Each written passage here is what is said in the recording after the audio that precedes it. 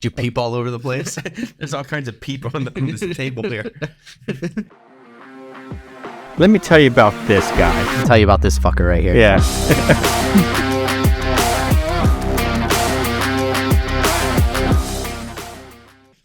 You peeped on our table? Yeah. I think you did it on my side to make me look bad. Well, it's pink, so I'm concerned. Yeah, boy, they had the pink peeps. Who gets pink peeps? Aren't they supposed to be yellow? It was all they had at the dollar store. Just pink peeps. Dollar Genital fails us again. Yeah. Welcome back from already Easter. Oh, yeah. It's been a minute since Easter, so evidently you don't clean up very well around here. Apparently not. Where's housekeeping? You're fired.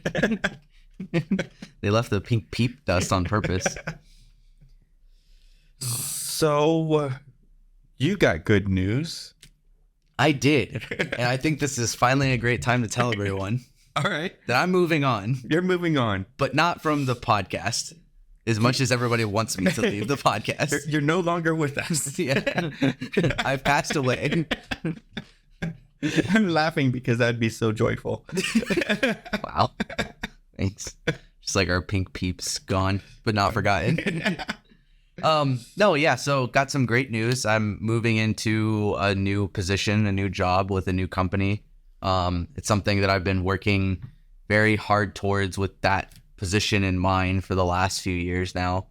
Yeah, the last 3 years or so I've been working for this specific position. Lots of rejections. Lots of pissed off, but in polite ways. Yeah. Lots of rejections, mainly for experience related. And so if you look at my, the company that I applied for keeps a list of how many times I got rejected. And if you open that list up, it's just, you got to scroll at the list of rejections. So you finally found that person that felt bad for you? Yeah, exactly. I finally, I made them feel guilty enough. They can see the list of rejections on their end, and they're like, man, this guy. So in seriousness, though, you got over the top. Yeah. So for this position in particular, and kind of getting into this topic, right? This position in particular requires 5 years of experience in the field to get the position, right? That was always really the piece that I was missing. It wasn't that they thought that I couldn't do the job, but there is this aspect of, HR and hiring and all those things and hard deadline requirements. And it was really that experience that was missing. And then very specifically, this is a management role. So that management experience as well. Right.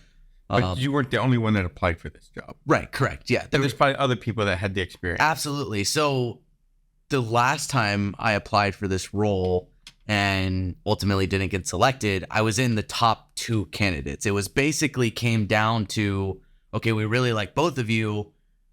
We got to go back to the paper because we like both of you and you both interviewed well. You both sound great for the position. Ultimately, it's going to come down to, let's look at the paper right by side. And he just had more experience than me. And I know the person that got hired decently well, and I would have picked him too, right? I know his background and his qualifications, and it made sense, right? So, ultimately at the end of the day, that's really what it came down to. Okay. And then this time. Yep. So this time around, there was probably, I know there was others that applied because, I was chomping at the bit waiting for interviews to be completed so that they could make a decision, right? So, this time around, I know that there's others applied. However, I have hit their magical, 5-year mark in experience. And not only that, but I've done a couple of projects recently that has given me the edge over others in terms of, management experience and things like that on the projects. And honestly, the overall hardship of these projects. And the people interviewing me are not strangers. They're not just random HR people. They're in the industry and in the field, and they know the type of projects that I've been on, which I think is really giving me an edge. Had you met them before? I have. So every person that I interviewed with, because of all those rejections, I've interviewed with before, except for one, and that's just because it's not that he wasn't on the team, he just recently relocated to the position that he is in. Okay. And I've talked with him before, but I had never interviewed with him, but he was the only one, right? So the rest of the interviews were very much more informal because they've asked me these questions before. I've answered them before. I've talked with each member of the team or have worked for them in some form of another in the past. So I had made a lot of connections with this team already before I interviewed with them. So you built a network. Right. Exactly. Okay. And, a lot of people, and let me talk to Gen Z about this because they're younger, they're entering this, and they don't necessarily. Yeah, exactly. And honestly, most of them are just entering this kind of like, they probably may not even have this 5-year mark, right? 3 to 5 years or something like that. Mm-hmm. The older Gen Z, the younger ones don't really have anything, right? Still in high school, right? Right, exactly. So, what you just described is how you build a network. Mm-hmm. And a lot of people, like when I was younger, and much older than you, mm-hmm. but still younger than I am now. All right. the idea of this building a network was just, I had this vision where I had to go to some conference and schmooze and meet strangers and that kind of crap. And not to interrupt you, but in college, that's kind of what they make it out to be, right? Mm-hmm. In school, when they talk about a network, they automatically kind of make it out to be this like, oh, you got a network, you got to go to that conference or that job fair or whatever, and you got to wine and dine people and blah, blah, blah, and whatever, and try to sell yourself in 3 seconds to them and mm-hmm. give them your resume and all that stuff. So that's what I kind of understand why people get that. Yeah. Oh, yeah. It's never. The only people that I know that really explains networking is salespeople who, in fact, go to conferences, right? And they have that outgoing, extroverted personality because they're always pitching. Yeah. But introverts can network. Right. You don't have to do it that way. And what you described is really a solid way of building the network. Yeah. College, you are intrinsically building a network. When I was living in Florida, I had the opportunity to talk with members of the Super Bowl champion Baltimore Ravens. Mm-hmm.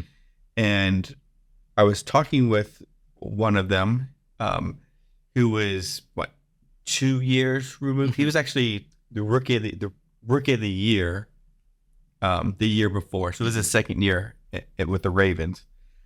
And he told me that the real purpose of college is to build your network, make your friends, because when you're in college, somebody's going to be successful. Yeah. If you're making that network, somebody in your network is going to be successful, and they're going to remember you, and they're going to offer you a job. Yeah. Right? And so this, and I don't know, like to get a little more personal about it. When I was in school, every time I heard the comment, like, it's not about what you know, it's about who you know. Mm-hmm. It used to piss me off. Right. Because I'm like, well, I'm working my ass off and like doing all these things in school or extracurriculars or whatever it is, right? I'm working my ass off and I'm like, you're telling me like I can work my ass off and then if I don't talk to this one specific person in the right time or whatever, then I'm just fucked, like, whatever. That's how I used to think, right? Mm-hmm. It used to irritate me. I'm like, well, so basically, if I don't suck someone off, like I'm not getting this job, right? And that used to bother me. And then as I've gotten older and like built that network and, gotten the jobs that I have, I look back and I realize like, oh, that's what they meant. Mm-hmm. Because basically all of my career has been networking and getting jobs through my network. Very little of it has been like, let me reach out and apply to all of these places. Let me apply to 30 places and just hope the numbers land, right? Right. Most of my career has been through the network, and that's where I realized that. Also, your network is also your reputation, right? So you can have this massive network and all of them think that you're a complete shitbag. Right. And that's where the hard work and all of that and comes so, in, right? So your work as well as your network, you need them both. Because if you don't work, your network is going to be like, oh yeah, that dude don't work, don't hire that guy. Right, exactly. Yeah, so the network, especially, early Gen Z, when you're starting out, that network is that helps you get your foot in the door, right? Because people around you, especially your friends or their family members or whoever, they may not know your work ethic or may not really care because you're in school, screwing off, whatever, but that after that initial interaction, your hard work helps build your network. People talk about you talk to other people through that hard work, whatever. And that keeps your foot in the door instead of you entering the door and then just getting kicked out. I also think there's another misconception that your network is supposed to help you out right away. Right. Yeah. Mm-hmm. And in truth, when you're building a network organically, and that's the best kind of network really, is to build it organically, you're looking at about 5 years for it to pay dividends. Yeah. I mean, there's going to be instances of sooner or even longer, or some will never help you in your network. Yeah, right? And it may pay small dividends too that you're not really paying attention to in that growth period too. But yeah. So you go into it, don't become disillusioned because, you've been talking with this guy for 13 months and you've been hanging out and you've been playing golf and nothing's come of it except golf games. 5 years will go by before you'll start to see like these new opportunities. Yeah. Because it takes time for the people to get the opportunities for somebody else. Yeah. And it takes time to get to know you. Sometimes it's not directly that person. It's like 3 people down through that person that you end up where you're at. My first starting career, I would have never expected that I ended up where I ended up, right? And it was through networks of friends and family that it came about, and it just happened to be right time, right moment. And I was friends with the person before I even knew about anyone's job or anything like that in that family. That wasn't even a thought in my mind, right? It just happened organically, friends, whatever, blah, blah, blah. And then that event landed me to where I'm at right now. And probably never would have happened because this career path is not something I would have chose through the network, right? Absolutely. Originally. So yeah, patience is key and using the network. Yeah. So there was a time when I was looking for work. All right. I was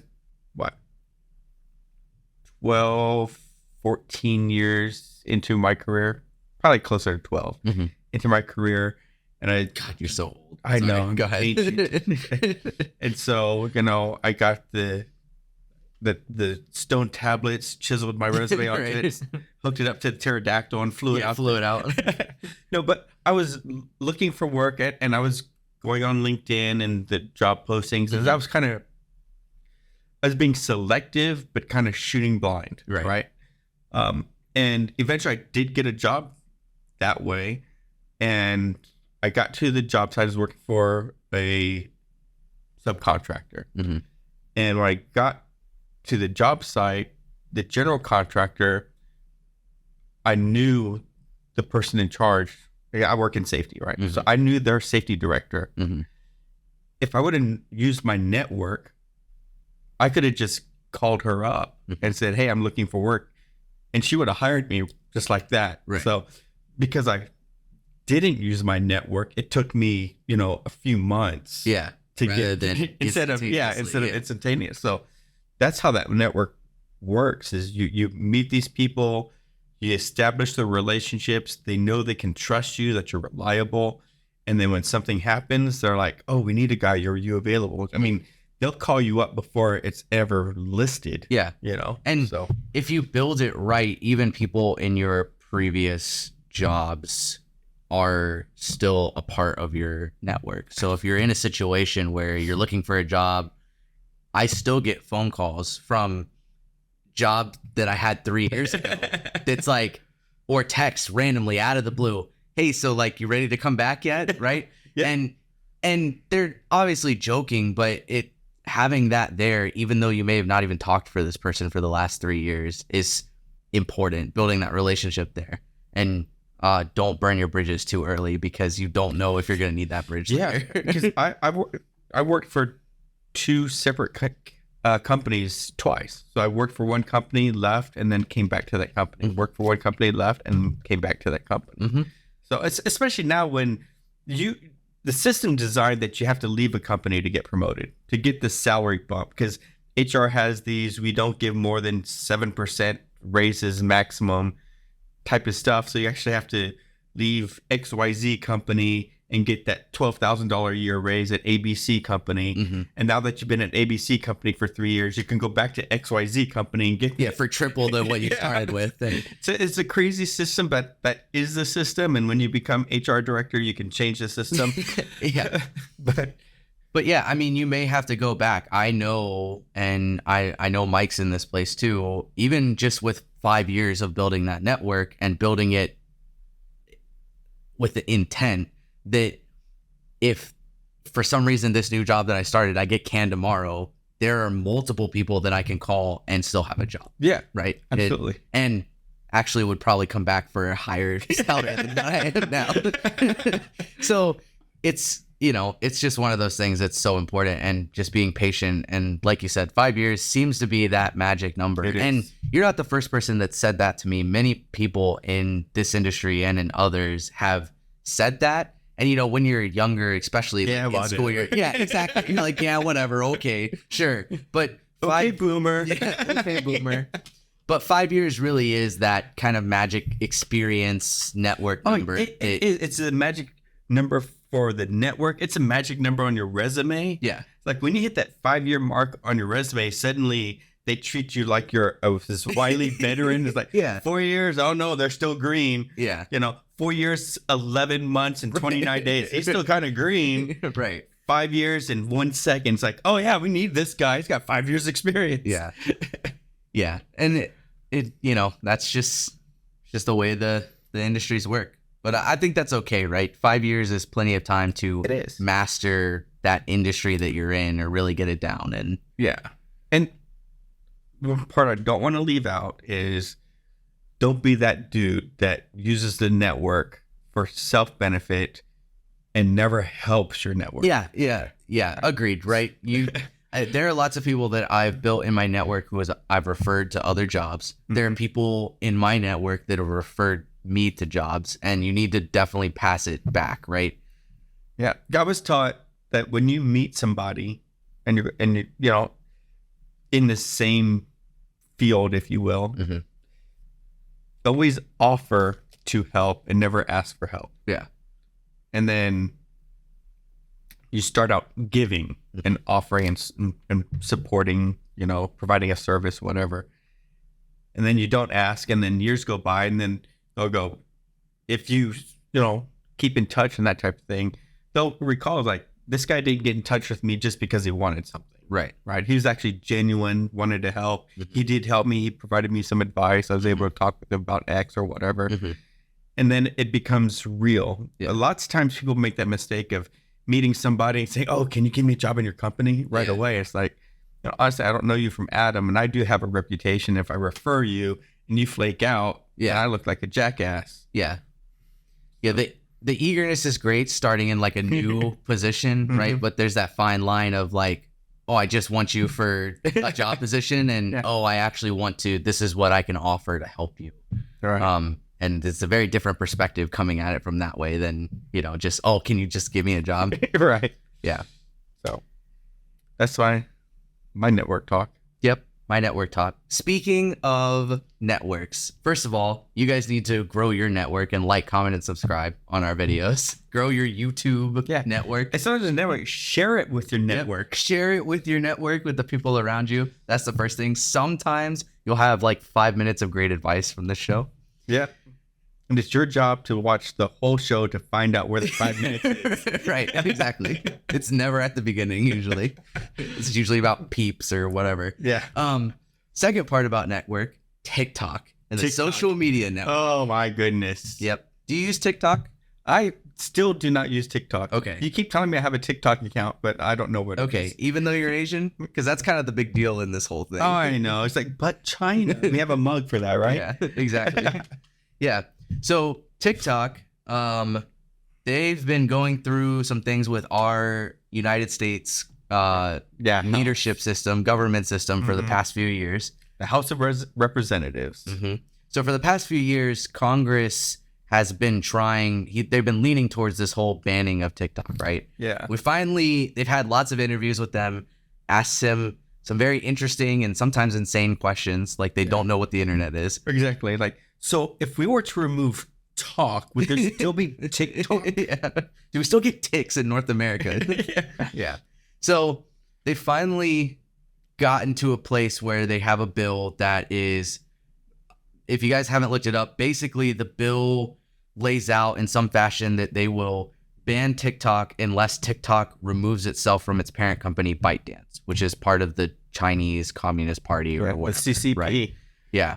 So that's what basically the bill is. It's not an immediate ban, but they have a certain amount of months to remove themselves from their parent company, ByteDance, or otherwise they will be banned from use in the U.S. And that just passed the House of Representatives. So there's a poison pill in that, Bill, because while it targets TikTok for this purpose, inside of it, it's really targeting social media companies as a whole. And I personally feel that it's a gateway for governments to be able to shut down any social media company. The way the wording seemed, and some people have pointed this out online already, it's very general and not just TikTok specific. Right. And it's interesting that we're so focused on TikTok because there's already proven lawsuits on a lot of the other social media companies of selling data and things like that to everyone in foreign entities and things like that. So it's very interesting that we've chosen TikTok to really focus. I have a theory on that. I think they just don't like Singapore. No, I think that the owners of TikTok has not donated enough money to the two parties yet. And so that's probably true. Yeah, that's probably very accurate. They didn't cave into the ask. Yeah. Well, when you're asked if your social media app uses Wi-Fi 10 million times from a bunch of old people, I can see how you don't want to give money to that system. Also, I don't think the Republican primary debates helped TikTok's cause either. Yeah. As Vivek blasted TikTok, they created a TikTok account, and then Haley blasted Vivek for having a TikTok account, and then he said, your daughter has one. Yeah, it's very interesting, right? There's lots of members of Congress who use TikTok as a form of communicating their message and, you know, why they should win re-elections and things like that. And a lot of them signed to ban it. It's like, well, okay. And I understand their point, but that kind of brings us into the second topic, which I don't really know much about. So you can explain. Yeah, because this is actually, I just heard about it yesterday, read about it yesterday, where the House has just banned the selling of Americans' personal data to hostile countries. So China, Cuba, Iran, etc. Right. All right. And here's the funny thing: is like the second thing that the House passed, and none of this has passed the Senate yet. Yeah, it's as just of this recording, it has not gone to the Senate and been passed. Right. But the second one that bans the selling of the personal information would actually fix the problem that they have with the first one. All right. So you wouldn't even need the first one at all, you know, because they're saying this is what's happening, and that's why we got to ban TikTok. Well, if you did the second one, you could still have TikTok. Yeah. So yeah, it's very interesting. But it is, I get it. I'll take this from a different route. So in the military, I had a top secret SCI clearance. Okay. And I had access to information. I had a job. My job was to do things that are classified, right? So theoretically, if my information gets sold out to hostile nations, particularly the ones that I was assigned to, that could come back to present problems to me. Right. All right. And there's a lot of people that work in my career field, Right. in Intel and that type of thing. So, yeah, I get it. And I'm all for that part of it. And I get it to an extent too, right? I obviously, I've never had special clearance, right? But there are people on the side of banning this app, or at least removing this entity from this app, that do have access to information that the general public does not, right? And even though they may ask ridiculous questions sometimes about it, ultimately, at the end of the day, there's information that we are not allowed to know, or that doesn't get publicized, that they do. And even though our country can be ridiculous sometimes, we're great at spending money.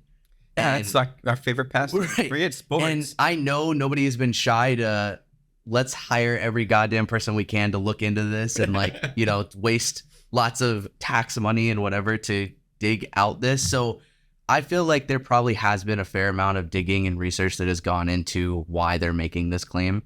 And so I don't necessarily fault them for that. I just feel like you said, the second one of just banning the selling of the information rather than the app itself makes more sense. Yeah, and it's like the first thing that comes to mind is this is a way to get rid of X. Mm-hmm. All right. And you could take it that way, but think of it from the other side. It's also a way to get rid of Meta. Yeah. All right. So which side of the aisle? Who are you going to be mad at? Yeah. So whatever you can do to one, you can do to the other. And we already have enough government interference with speech. Yeah. This is another way to interfere with speech. Yeah. And to me, what bothers me about the whole thing is that I feel sure that if somebody or a few people did some digging on other websites and apps and things like that that are not banned in the US, that there are others affiliated with this country or party or company that we are continuously using that nobody has said anything about. And I think TikTok, the problem with it is that they don't have a lot of control over what goes on TikTok. There's the money thing too, like you said. The other part is that there's a lot of right or wrong from my generation. There's a lot of ways that people spread information and spread opinions on TikTok that are not controllable. And those opinions do not always align with our American government and what they want, or a specific party or whatever. Right. So that's the other thing too, your whole comment on the freedom of speech. I think this one is so much harder to control because they don't have their pockets in they have their pockets in a lot of other social media apps. So it's interesting to target this one, even though I'm sure that there's lots of other websites and apps that we have access to that. And as far as like the misinformation, disinformation component of TikTok is like, I'm not worried about that from China because they don't have to spend a dime on that. We're already doing that. Yeah, we do that to ourselves. Yeah, yeah, absolutely. They don't have to worry about that. We confuse ourselves all the time. Absolutely. Yeah. No, and so, I think that it could have just been solved with the second bill that's going through right now. It will be interesting to see what happens if the bill passes the Senate for TikTok, and where that goes. Because like I said, it's not a ban. It's a certain amount of time to remove themselves. So will they remove themselves? Will they not? I kind of think that they will. Or that same company will create a different app, move everybody over that's not affiliated with ByteDance. Make them run through the whole same process again. Yeah, well, I guess I mean like the person that, not ByteDance, but people in Singapore that own the app. I kind of have a feeling that they would branch out and have two separate ones, and one specifically for the United States that's not affiliated with this ByteDance and whatever. And the reason I say that is because they make so much goddamn money from our country on that app. You have the TikTok shop now, which is just easily accessible through these ads that you get for products, just like kind of like Instagram, but there's more people on it interacting. So you just swipe up. Oh, cool. Click the product. Oh, Apple Pay, Samsung Pay, Google Pay, boom, order to my house, right? So there's a lot of that in TikTok that's a lot of money that would be missed if all of a sudden it would just had to go.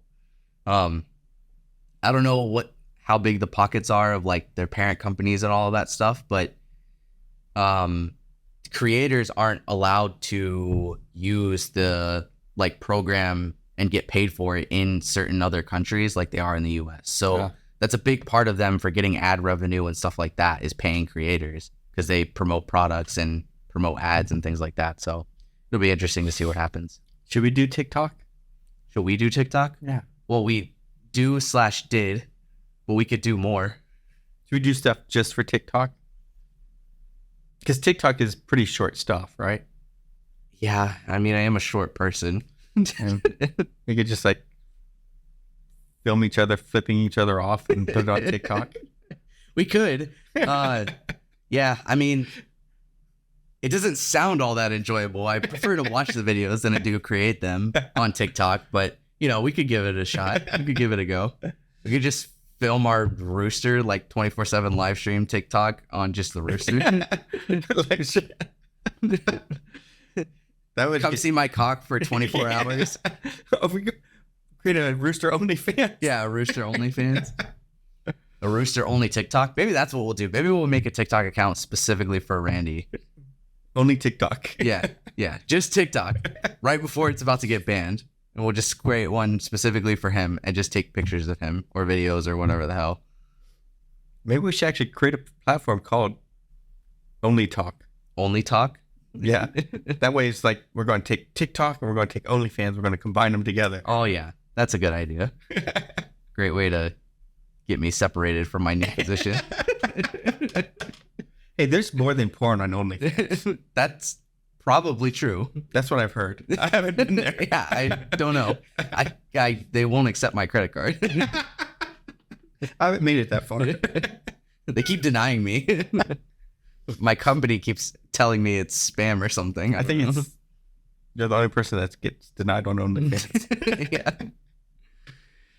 Well, alrighty. Got anything else? No, if you want us to do micros or shorts or whatever for TikTok, put it in the comments and tell us what we should do at TikTok. Yeah, let us know if you guys want a Randy TikTok. Yeah, Randy TikTok. Do we need to like, throw a camera through the telescope and do it? Yeah. Shoot the moon. Yeah, shoot the moon TikTok. Yeah, But yeah, that's all I got. cool. Thank you guys for watching. Peace be the journey.